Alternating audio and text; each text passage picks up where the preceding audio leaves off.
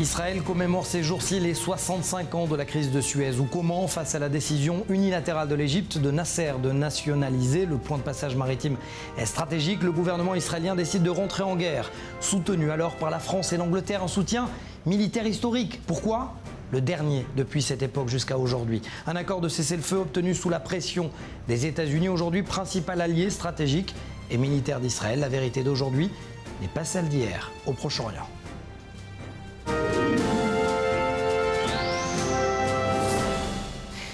Et donc c'est cette semaine que la défense passive lance un entraînement où plusieurs scénarios catastrophes vont être étudiés. 2000 missiles tirés quotidiennement, évacuation de population, émeutes civiles dans les villes arabes israéliennes et conflits communs au sud et au nord du pays. Alors pour nous expliquer, nous avons envoyé notre envoyé spécial justement au Saint-Nicole. Vous êtes au cœur de l'action, racontez-nous. Exactement, Mathias, c'est un exercice national qui se passe dans tout le pays, que ce soit dans le nord mais aussi dans le sud. C'est un exercice qui dure au total 5 jours, une petite semaine. Et donc le but, c'est de se préparer, en effet, vous l'avez dit, à un scénario catastrophe avec des centaines de roquettes qui seraient lancées en même temps depuis le nord du pays, avec la frontière avec le Liban, mais aussi dans le sud, depuis la bande de Gaza ou encore depuis la Syrie. C'est un exercice qui est mené donc conjointement avec l'armée israélienne, mais aussi avec l'autorité nationale de gestion d'urgence qui est cette fois donc liée au ministère de la Défense. Et il y a évidemment la police et les pompiers, entre autres, qui prennent part donc à cet exercice. Le but, c'est de voir finalement si Tsahal et les services de secours sont prêts à agir en cas de scénario catastrophe. Et c'est aussi de voir si finalement les leçons qu'a pu tirer Tsahal de la dernière escalade de violence que l'on a vue notamment au mois de mai dernier. On s'en souvient, Mathias, avec cette opération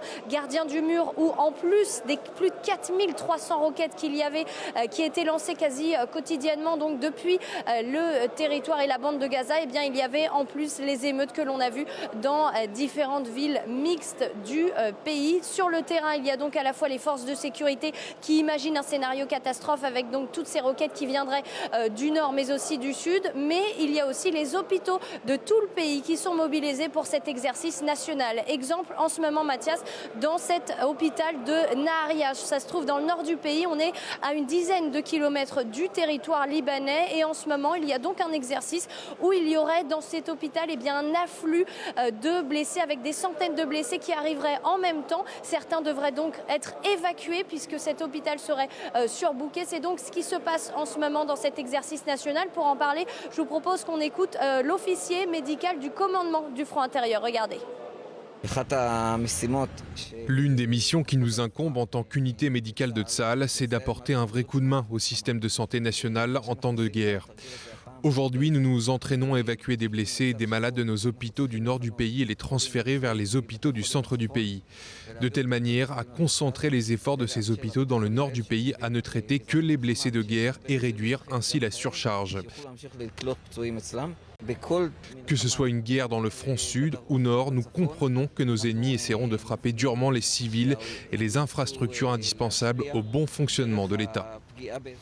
Alors, Océane, en août 2020, un rapport du contrôleur de l'État avait dressé un bilan plutôt pessimiste de la situation. Selon ce dernier, des millions d'Israéliens ne disposent toujours pas de chambres sécurisées. Alors, bien évidemment, selon la plupart des experts de la région, c'est la région nord qui est la plus dangereuse. Exactement, Mathias, puisqu'on sait que les deux principales menaces dont Israël doit faire face, c'est le Hezbollah, mais aussi l'Iran. On sait que l'organisation chiite libanaise, elle est beaucoup plus puissante que le Hamas auquel l'armée israélienne fait déjà face, puisqu'on sait que le Hezbollah dispose de plus de 100 000 missiles à différentes portées, mais le Hezbollah dispose aussi de missiles de précision. Et c'est ça la menace d'Israël. C'est pourquoi cet exercice national qui se déroule sur toute une semaine se prépare à un scénario catastrophe où il y aurait des centaines de roquettes qui seraient tirées par le Hezbollah, donc depuis le territoire libanais, mais aussi depuis la Syrie, des missiles qui viseraient peut-être des installations chimiques. C'est pourquoi il y a d'ailleurs plusieurs unités qui sont mobilisées à cet effet, donc pour prévenir et se préparer en cas de cette menace. Et puis l'autre menace, vous l'avez dit, c'est en effet l'Iran, et la menace de l'Iran, c'est en effet l'arme chimique. atomique. C'est pourquoi il y a d'ailleurs l'unité atomique, biologique, chimique du commandement du front intérieur qui est mobilisée dans cet exercice national et qui se prépare en effet et qui simule un exercice où il y aurait des dizaines de blessés à cause d'inhalation chimique qui viendraient donc dans les différents hôpitaux du pays. C'est donc cet exercice national auquel se prépare Israël avec toutes ces différentes menaces, donc le Hezbollah, mais aussi et surtout l'Iran. Merci beaucoup Océane, sur des images d'ailleurs de Daniel Bock. Allez, on va plus loin dans le débat. Hanan Geffen, bonjour, général de brigade de l'armée israélienne de réserve. Vous étiez ancien commandant de l'unité 8200, l'unité de contre-espionnage. Est-ce que les scénarios de guerre catastrophe sont basés sur les renseignements que votre ancienne unité 8200 donnait à l'armée israélienne ? Je crois que c'est plutôt un mélange entre l'analyse des menaces potentielles et une réaction qui découle du besoin d'entraîner l'armée et la population civile. Mais je ne pense pas que ce soit un reflet de la réalité, parce que, comme vous l'avez sans doute vu, depuis que nous sommes au courant de ce qui pourrait arriver, Tsahal aurait déjà mis en place un certain nombre de mesures pour y mettre un terme. Donc, dans plusieurs cas, ces scénarios catastrophes sont des exercices pour l'armée et les forces de défense qui se basent en partie sur les renseignements qui sont récoltés et en partie sur ce que les commandants estiment qu'il faut faire pour rester en sécurité. C'est quoi l'unité Iran dans les renseignements de 8200 ? Aujourd'hui, l'Iran est l'une de nos cibles principales et c'est pour cette raison que le gouvernement israélien et l'armée demandent à l'unité 8200 de se concentrer sur l'Iran. Cela fait plus de 10 ans que c'est comme ça. Et au fil du temps, nous avons assisté à des activités, parfois des cyberactivités imputées à Israël. Mais ce qui est intéressant ici, c'est l'aspect psychologique de ce cas, parce qu'il arrive que les Iraniens soient sur le point de céder à la panique. Quand il y a eu la cyberattaque qui a provoqué la panne d'essence, ils ne savaient même pas d'où ça venait. Maintenant, imaginons, et je dis bien imaginons, car c'est une pure spéculation de ma part, je n'ai aucune information, imaginons que quelqu'un réussisse à s'introduire dans l'une des plus importantes installations iraniennes. Là, c'était contre le réseau de stations-service, mais imaginez que cela ait lieu dans une centrale nucléaire. Donc, quand il y a eu la panne de distribution de carburant en Iran la semaine dernière, ça a créé la panique chez eux, parce que personne ne savait qui était derrière tout ça. Et parce que les Israéliens travaillent là-dessus, les Iraniens se sont sentis encore plus menacés. Alors, vous parlez de panique du côté de l'Iran. Est-ce que ces jeunes hommes et ces jeunes femmes, des soldats de l'unité Iran à l'intérieur de 8200, vivent finalement comme des Iraniens ? Non, pas du tout. Ils vivent comme des Israéliens qui essaient de comprendre les Iraniens et de comprendre ce qu'il se passe en Iran. Bien sûr, ils disposent de très nombreuses sources, comme par exemple les réseaux sociaux qui regorgent d'informations et qu'ils croisent avec d'autres sources qui leur donnent des renseignements plus secrets. Et toutes les informations que les renseignements israéliens récoltent sont un reflet fidèle de la situation en Iran. Et je dirais même que dans certains cas, Israël reçoit les mêmes images que ce que les gardiens de la révolution islamique ont, voire une meilleure représentation encore de ce qu'ils ont à Téhéran. Les Israéliens savent qui sont les groupes de l'opposition, ce qu'ils ont comme projet. Donc les Israéliens de l'unité 8200 ne réfléchissent pas comme des Iraniens, mais ils les comprennent et ils vivent au rythme de ce qu'il se passe en Iran, mais en restant israéliens.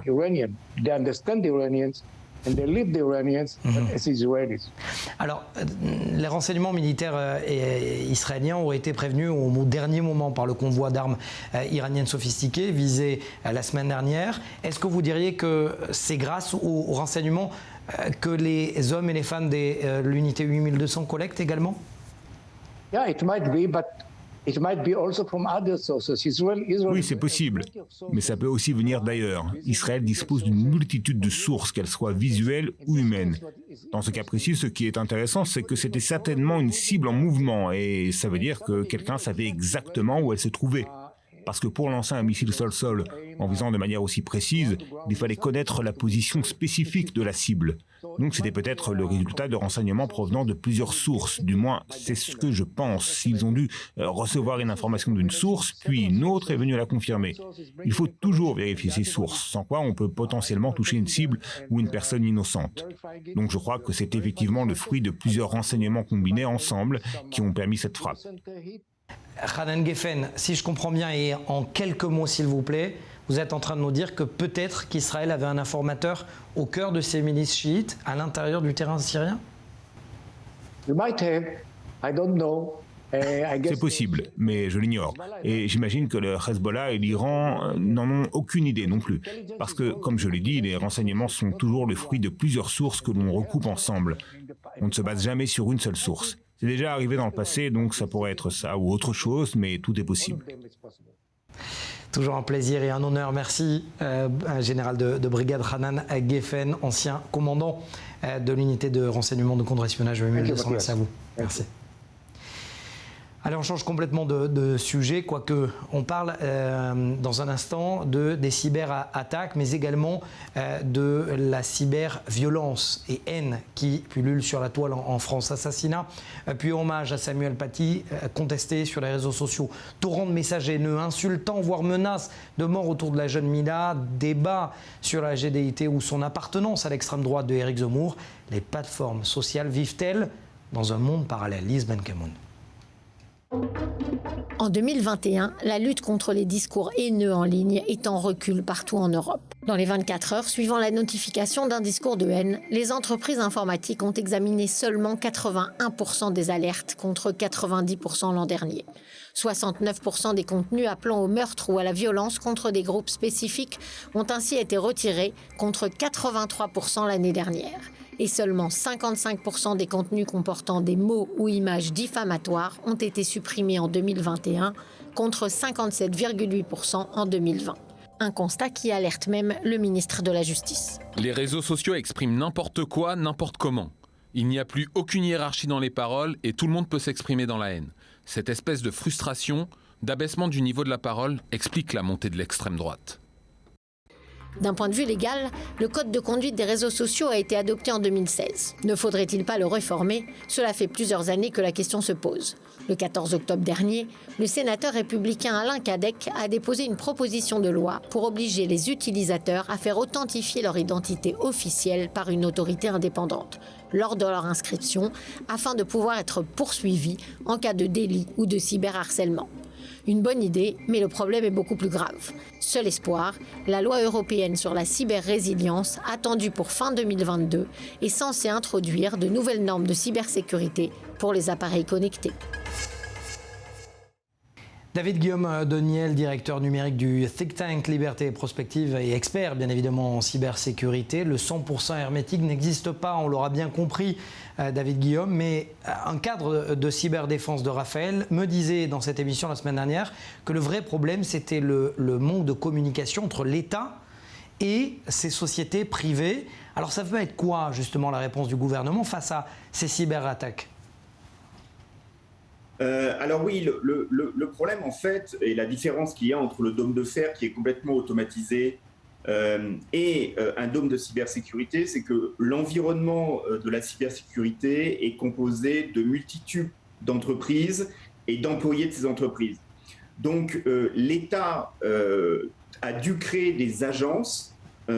En France, ça s'appelle l'ANSSI, l'Agence nationale de la sécurité des systèmes d'information, qui est dirigé par M. Guillaume Poupard. En Israël, c'est le National Cyber Directorate, ou Meharon à Cyber Aleoumi, qui est dirigé par Igal Una, qui donc réalise des directives, propose des axes de travail et d'amélioration pour les entreprises, et pour les amener justement à rejoindre et à mieux communiquer avec l'État, et obtenir un standard qui leur permet une sorte de réponse adaptée lorsqu'il y a des attaques de cybersécurité. Mais alors, vous parliez de défense antiaérienne, de boucliers, d'hommes de fer par exemple.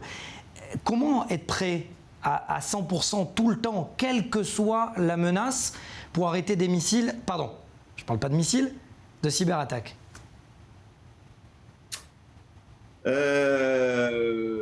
Alors, il doit y avoir, il y a un double jeu. Il y a un jeu qui doit être fait aussi de la part de ces agences qui doivent communiquer lorsqu'ils ont réussi à trouver des attaques qui étaient réalisées sur l'environnement du pays ou sur certaines infrastructures. Malheureusement, les entreprises doivent aussi faire un effort de leur côté pour former leurs employés, pour être toujours updatés au niveau des logiciels, du matériel qu'ils utilisent, afin de réduire la voilure des faiblesses qu'ils ont dans leur organisation.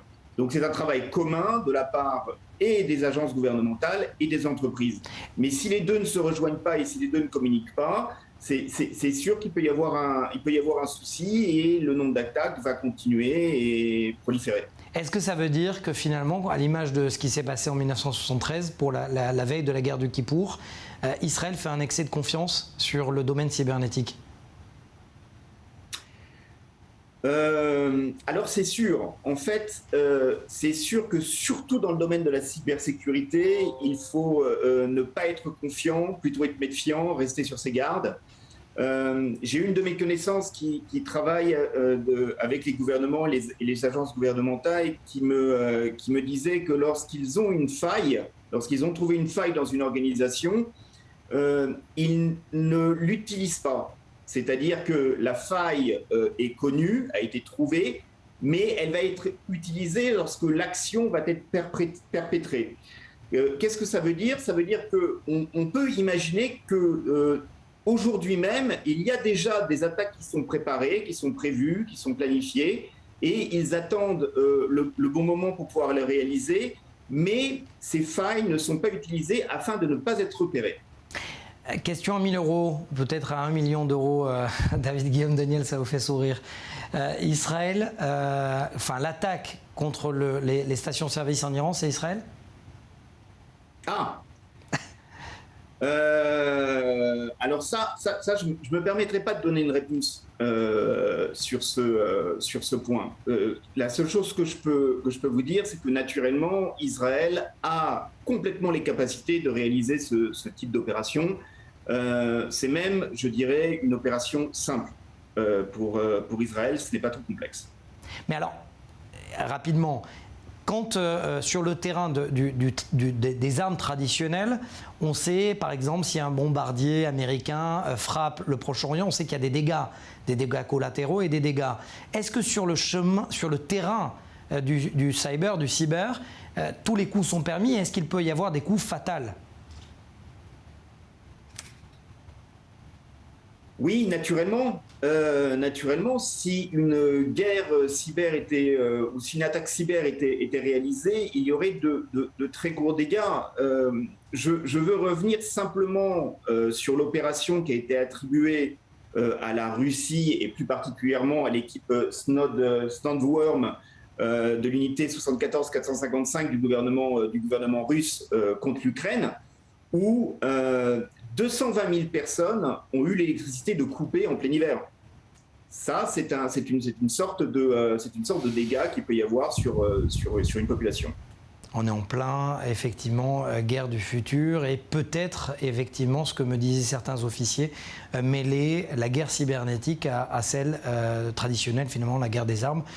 On est en plein dedans, en tout cas. Merci, on aura bien compris, on aura mieux compris grâce à vous, David Guillaume Daniel, expert en cybersécurité et donc directeur numérique du think tank Liberté et Prospective. Merci à vous. Merci.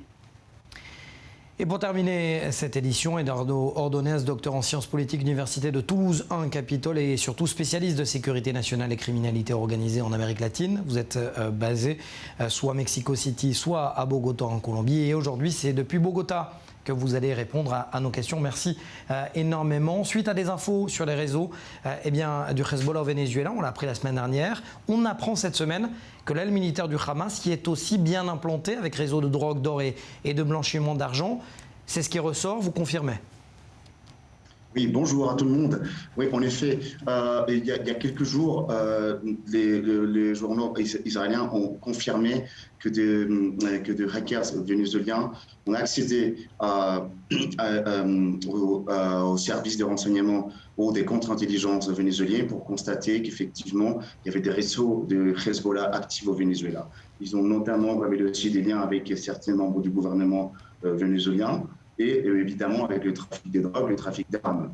C'est un contexte assez compliqué parce que n'oublions pas que la Colombie est aussi mêlée à cette affaire. Le Venezuela est très actif dans le domaine des cyberattaques contre la Colombie Donc ça va révéler beaucoup de choses en Amérique latine. Le Hezbollah est très présent en Amérique latine depuis quelque temps, notamment en Colombie, Mexique, en Amérique centrale, notamment pour y accéder aux États-Unis. Mais leur principale activité est le blanchiment d'argent et la localisation des cibles potentielles pour perpétrer des attentats terroristes. Alors, Eduardo, est-ce qu'il y a vraiment un lien entre trafiquants de drogue, ce qu'on appelle les cartels, et le terrorisme aujourd'hui en Amérique latine? Oui, bon, avec le terrorisme islamique, les liens sont très flous en ce moment, mais bien évidemment, les cartels mexicains, les cartels colombiens et aussi les FARC en Colombie, n'oublions pas qu'il y a un contexte de guerre interne, un conflit interne colombien depuis 1964. Le ELN aussi est présent et des groupes paramilitaires sont très actifs dans le domaine du trafic des drogues et pour l'exportation des drogues en Afrique, c'est surtout via le Brésil, le Venezuela ou les Caraïbes qu'ils s'exportent en Afrique et éventuellement emmener toute la drogue en Europe et faire le blanchiment d'argent à travers des banques libanaises surtout.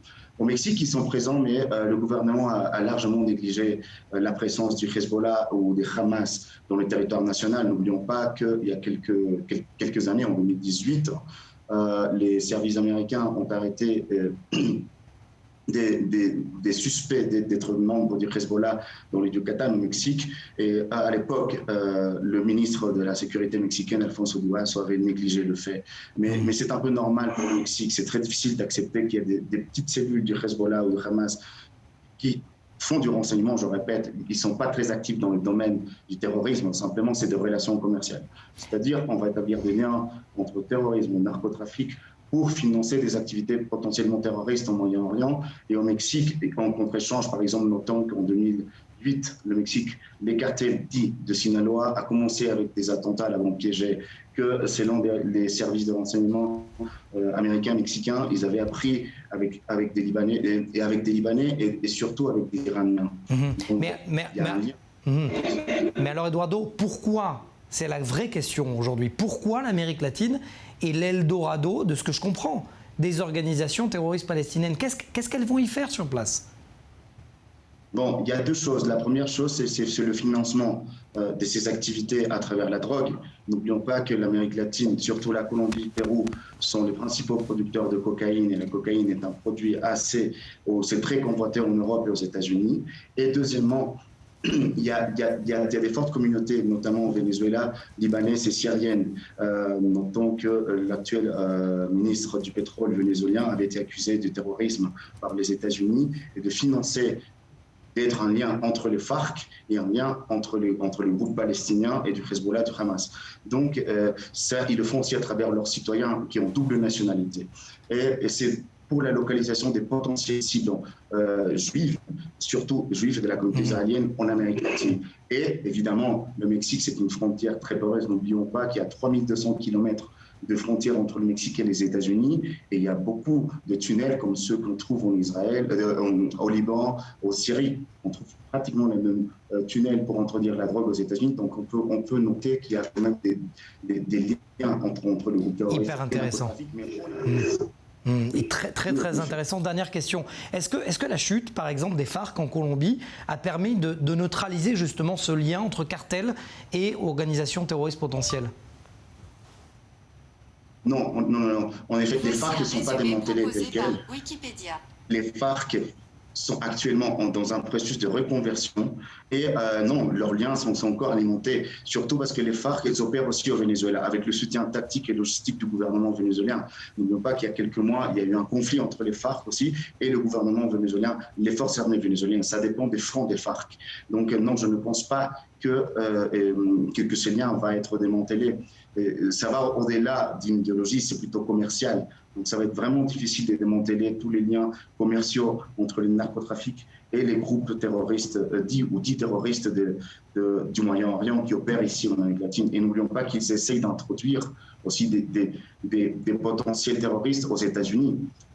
Au Mexique, ils ont arrêté plus ou moins en 2008 un Mexicano-Libanais qui avait introduit 300 Libanais illégalement aux États-Unis à travers la frontière poreuse du Tijuana et San Isidro en en Californie. Donc non, je ne pense pas que ça va arriver bientôt.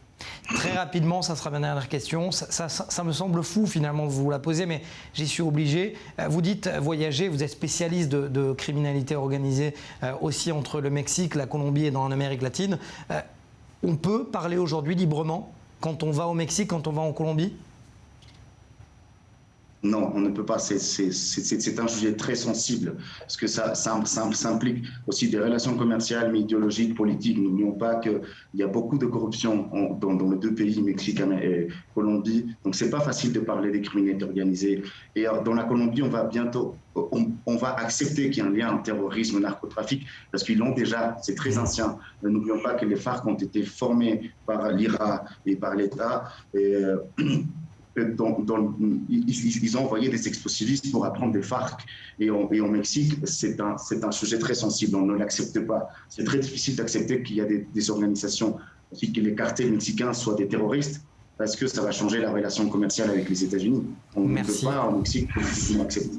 Merci beaucoup, Eduardo Ordóñez, docteur en sciences politiques, Université de Toulouse 1 Capitole et surtout spécialiste de sécurité nationale et criminalité organisée en Amérique latine. Merci beaucoup d'avoir répondu depuis Bogota à nos questions.